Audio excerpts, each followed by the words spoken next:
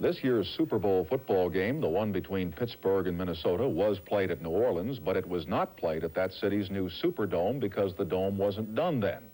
It still isn't done, but the Superdome opened today anyway, with some residents of the Crescent City certain that it would take its place alongside Bourbon Street as a symbol of New Orleans, and other residents not quite certain what the Superdome will stand for. Jack Perkins has a report.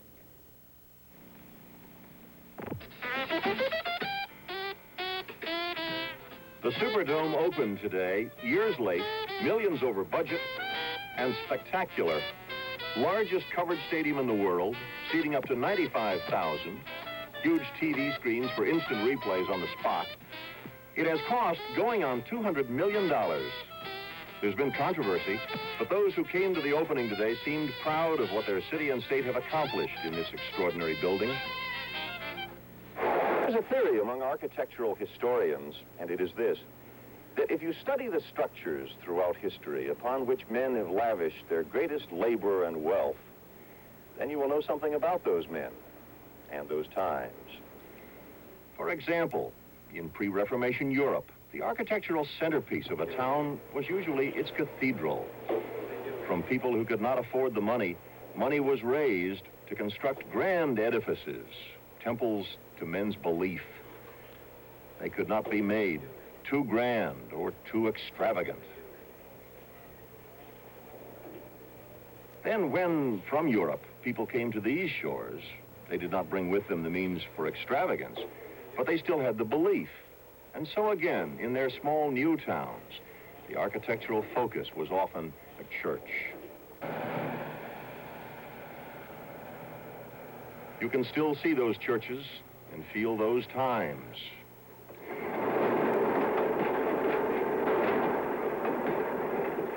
But then it was as though Americans began worshiping new gods, gods of growth and progress. The nation expanded on rails, and the train station became the centerpiece of town after town. Graceful, garish, overstated, they were the temples of travel. The train station was a focus not on that which held people together, but on that which helped them move apart. So in the 30s, having moved as far as reality would reach, Americans began building palaces to fantasy. The movie theaters were the extravagances of architecture in those days. And again, that told us something about ourselves. And what about today? What are the temples, the public works upon which people lavish great effort and wealth? Well, the Astrodome was built in Houston 10 years ago, and that was the example. Now, Seattle, a city which has been through deep recession, has raised $40 million to build its own dome stadium. And New York, a city literally verging on bankruptcy, nonetheless is spending $57 million just to facelift its old Yankee Stadium.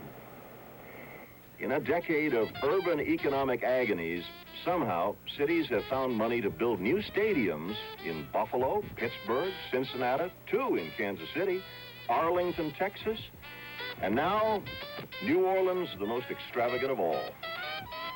Buildings in which people can play games and be diverted. In the architectural history of America, are these the temples of today? Jack Perkins, NBC News, New Orleans. That's what's going on this first Sunday in August. And now for all the people who work at NBC News, thank you for watching and good night, everybody.